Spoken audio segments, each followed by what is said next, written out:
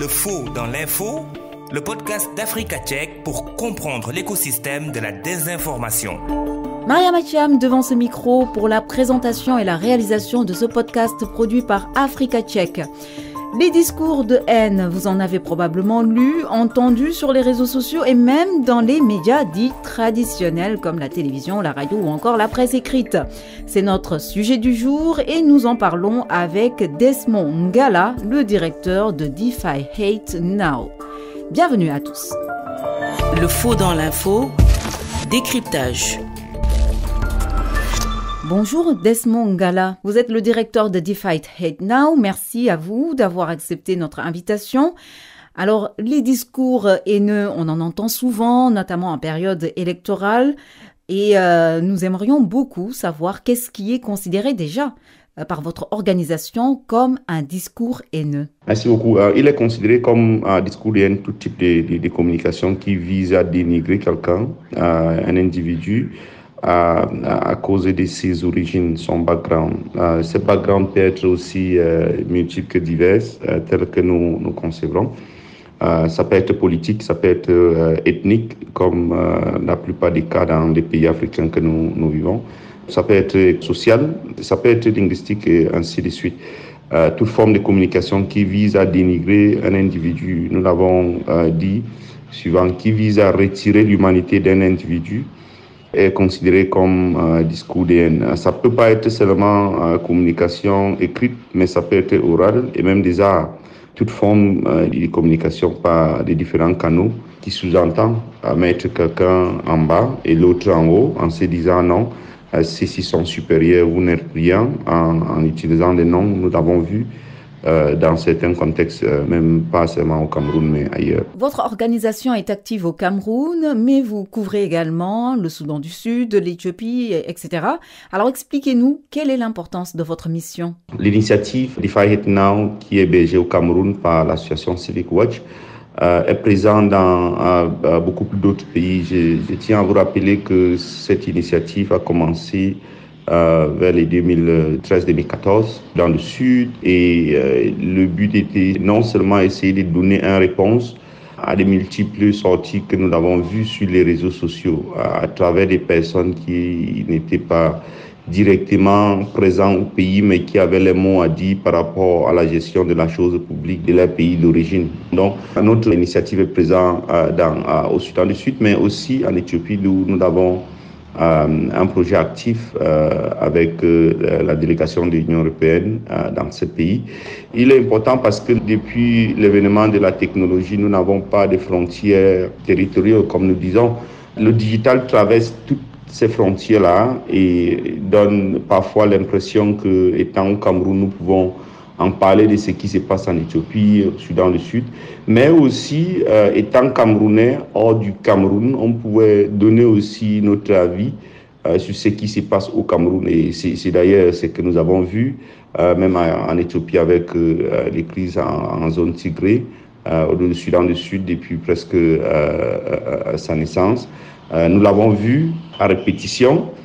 Des appels à la violence, des appels à la haine qui s'est fait sur la toile. Et c'est pour cela que nous pensons qu'il est important non seulement de mener une campagne de sensibilisation à l'interne du pays, mais aussi d'impliquer la diaspora, ceux-là qui sont hors du pays, mais qui ont des familles, qui ont des business, qui ont des liens avec leur pays d'origine. Et voici d'où nous en sommes aujourd'hui, avec la technologie qui traverse les frontières. Pouvez-vous nous donner un exemple de discours haineux et le dénouement de cette histoire grâce à votre travail de vérification des faits? Je vais commencer peut-être dans le cas beaucoup plus précis au Cameroun.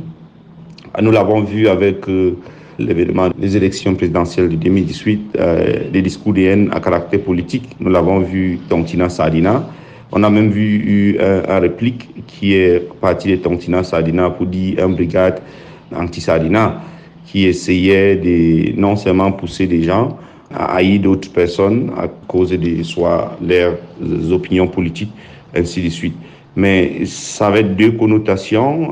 Une deuxième qui était non seulement des opinions politiques, mais aussi des liens ethniques. Ça veut dire que si vous êtes d'un groupe ethnique particulier, on vous considère comme quelqu'un qui soutient un candidat ou l'autre.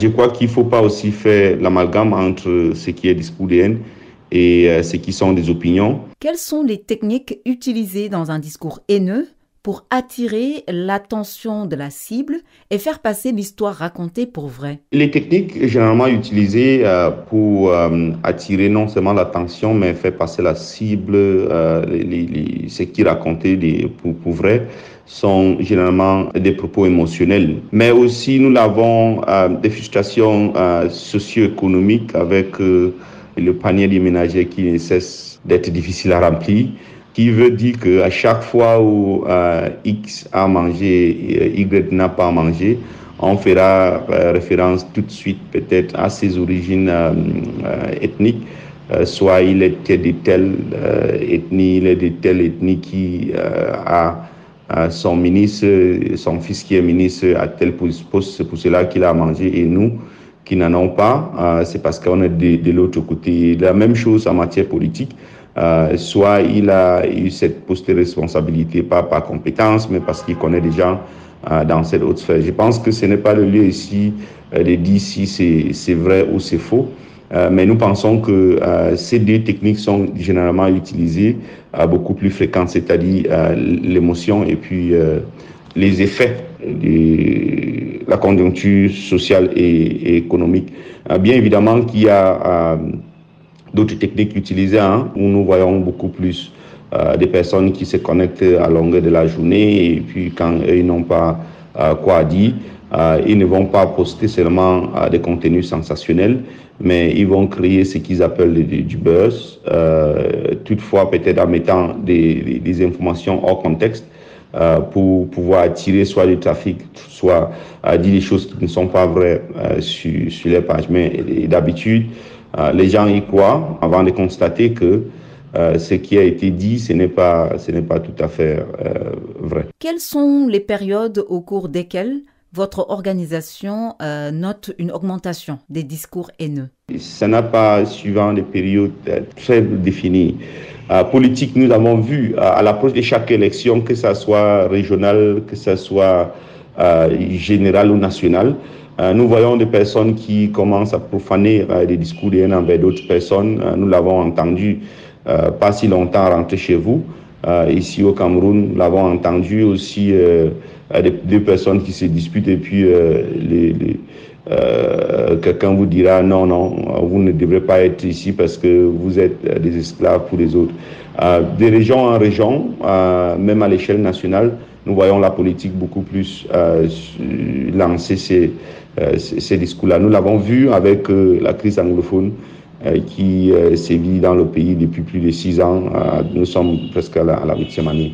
Nous l'avons aussi avec des conjonctures économiques. Voyez-vous, à chaque fois que des personnes se sentent délaissées par l'État, par les structures mises en place, ils vont tout de suite se rappeler qu'ils n'ont pas peut-être quoi manger parce qu'ils n'ont pas de personnes mieux placées en haut pour pouvoir les fournir un peu à manger. Donc, des situations sociales, il suffit un querelle entre deux personnes, deux tribus, des groupes ethniques ou sociales différentes, et puis vous allez voir beaucoup plus, ça va tourner au discours de haine envers tous ces groupes-là. Et nous voyons beaucoup plus, dans ces cas, des généralités qui s'est faite. Donc, ça veut dire que si X a fait quelque chose, on va généraliser pour dire que c'est toute sa tribu, c'est toute sa communauté qui agissent comme ça. Pourquoi cela coïncide souvent à ces périodes? Je crois que ça coïncide souvent beaucoup plus avec toutes ces différentes périodes pour des raisons évidentes. La gestion de la chose publique, c'est l'une des raisons pour laquelle nous voyons une croissance des discours de haine au Cameroun.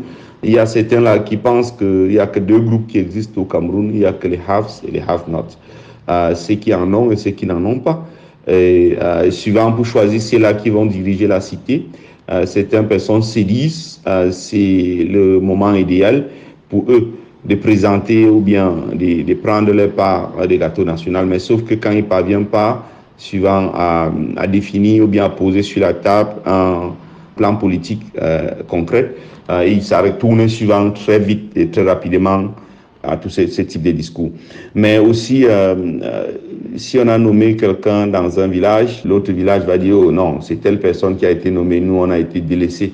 Rappelez-vous que l'existence des deux groupes ethno-nationaux, qui sont des francophones et des anglophones, à base linguistique ici, ça pousse beaucoup plus à voir.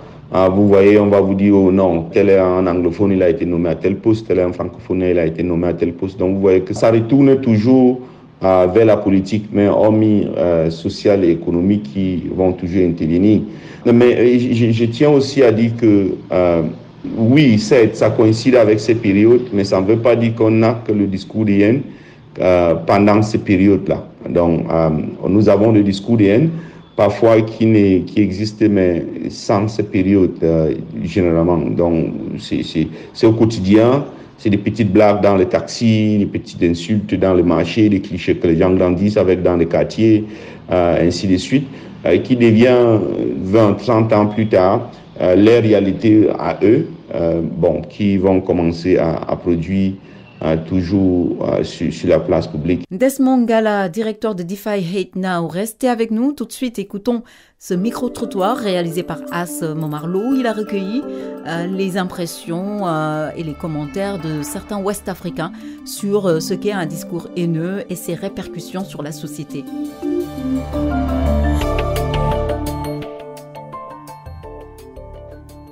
Je suis Michelle Ebongué, je suis journaliste et je travaille pour le site d'information Data Cameroun, dont le siège est à Douala au Cameroun, bien évidemment. Quelles sont, selon vous, des possibles conséquences des discours de haine? Je crois qu'il y en a plusieurs, notamment les conflits ethniques.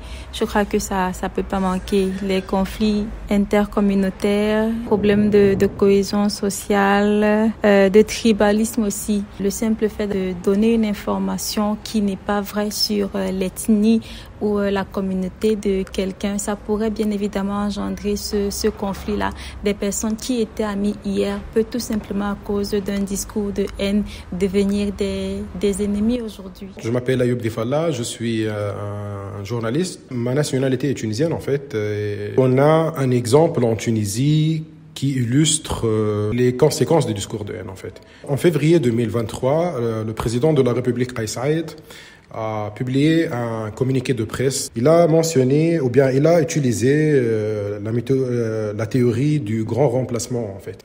Kais Saïed a annoncé dans ce communiqué que nos confrères qui viennent de l'Afrique subsaharienne vont changer, ou bien vont prendre le pays et changer la démographie des peuples en Tunisie en fait. Le résultat qu'on a eu en Tunisie après ce discours a mené à une guerre non déclarée entre les Tunisiens et nos confrères qui viennent de l'Afrique subsaharienne, qui veulent traverser la Tunisie pour aller en Europe en fait. Il y a eu des images qui sont pratiquement choquantes et disons plus que choquantes, ce sont des images de racisme en fait. Et cela a provoqué une certaine tension entre les personnes qui viennent d'Afrique subsaharienne et les Tunisiens en fait. Cela véhicule la haine entre les populations. Tout dépend de quel type de discours de haine on a en face. Sinon, il y a une réelle motivation derrière pour manipuler l'opinion sur un fait. Et là, tout le monde se retrouve dans un contexte où il y a remise en question de soi-même. Il y a manque de motivation personnelle. En général.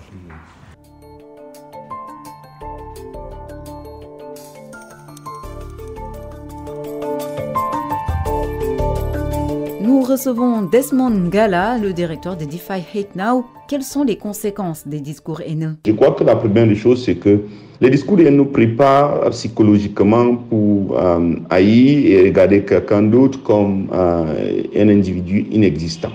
Je dis ceci. Quand vous grandissez et puis vous aînés, vos parents, vos mamans, vos papas, traitent vos voisins, vos amis, les personnes que vous côtoyez, des tribus qui sont à côté de vous, des chiens, vous grandissez avec la mentalité que ça, ce sont des chiens. Vous n'aurez pas l'occasion de les traiter comme des humains. Donc, ça vous prépare psychologiquement pour haïr d'autres personnes, mais ça déchire le pays lentement, ça tue le pays à petit feu. Donc, vous voyez, il y a toujours ce type de réflexion où quelqu'un dit non, comme il n'est pas de chez moi, donc je ne vois pas l'obligation de l'aider. On a souvent voit dans des structures publiques ou même parapubliques et même privées où des personnes, au lieu qui dispensent un service public, vont commencer peut-être à parler soit en langue que les autres ne comprennent pas et ça va créer des frustrations qui va en retour créer des discours de haine, soit envers eux, soit envers d'autres personnes qui sont dans ce service. Mais aussi, ça ne renforce pas le lien de la nation. La nation n'est pas une composante de personnes qui viennent juste ensemble, mais c'est des personnes qui viennent ensemble tout en sachant que peut-être nous sommes différents, mais nous l'avons, quelque chose qui nous unit, qui dépasse, qui traverse les bornes, qui traverse la langue, qui traverse les opinions politiques, qui traverse même les statuts économiques que nous vivons. Les conséquences des discours de haine, souvent, sont immédiates et lointaines. Donc, ça veut dire qu'immédiates, nous pouvons voir des communautés qui vont se bagarrer, des gens qui vont s'entretuer. Nous l'avons vu, ce qui s'est passé au Rwanda. Triste l'histoire que nous ne voulons même pas rappeler, mais nous ne voulons pas que ça arrive, mais toutes nos actions nous poussent souvent à croire qu'on est en train de laisser un autre génocide se préparer devant nos yeux, sans toutefois qu'on puisse même comprendre ce qui se passe. Qui sont derrière la fabrication et la diffusion des discours haineux? C'est des individus, des Camerounais lambda, que souvent, par une désinformation, se retrouvent en train de propager un discours de haine par un fake news qui est partagé, se retrouvent en train de repartager ces fake news qui poussent à la haine. Nous avons aussi ce que je vais appeler ici les fabricateurs organisés ou bien les cabinets noirs. Donc, vous constatez que le contenu suivant en ligne dans les médias à caractère haineux vont aller peut-être de 7h à 17h et ça va s'arrêter. Donc, ça veut dire quoi? Ça veut dire que de 7h à 17h, ce sont des périodes où quelqu'un est bien organisé, il est assis quelque part, il travaille comme un community manager et il propage des discours de haine. Et ajouté à cela, nous voyons des contenus qui viennent à répétition. Donc, un discours de haine envers un tribu particulier, envers une personnalité particulière, qui revient avec presque les mêmes fautes d'orthographe.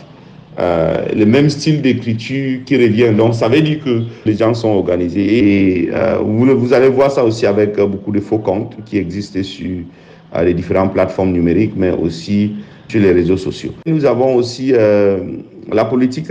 Nous avons vu des personnes qui sont bien placées, des personnes bien placées au sein même suivant le gouvernement, qui tiennent des propos assez déplacés, des propos haineux envers des communautés. Est-ce qu'il existe des sanctions pénales contre les auteurs de discours haineux? Les premières sanctions sont des sanctions prononcées par la loi de 2019, les révisions qui ont été apportées au code pénal, qui punit tous ceux qui propagent les discours de haine, surtout par voie électronique et voie des masses, mais qui va davantage punir ceux-là qui sont des leaders d'opinion, qui les punit 2 fois, parce qu'ils sont considérés comme ceux-là qui sont censés les connaître. L'application de ces sanctions-là, c'est une autre chose, mais pour dire qu'il existe, je vous dis oui, il existe des sanctions au Cameroun contre les discours de haine de manière générale. Quels sont les canaux généralement utilisés pour diffuser des discours haineux? Les médias sociaux, que ce soit à travers des plateformes comme Facebook, comme Twitter, comme WhatsApp, comme Instagram, comme TikTok, et ainsi de suite. Nous voyons de plus en plus de personnes qui utilisent ces canaux pour pouvoir pousser un certain type de discours qui ne nous semble pas assez bien. Mais aussi, nous avons du blogging.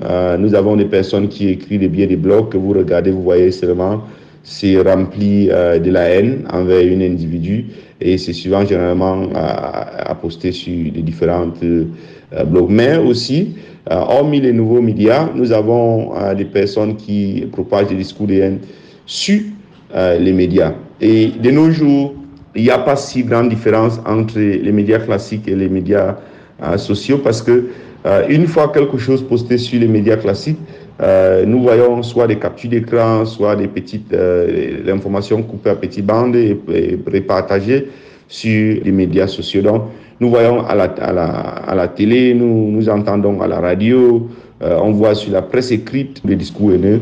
Nous voyons aussi des discours de haine dans nos comportements quotidiens.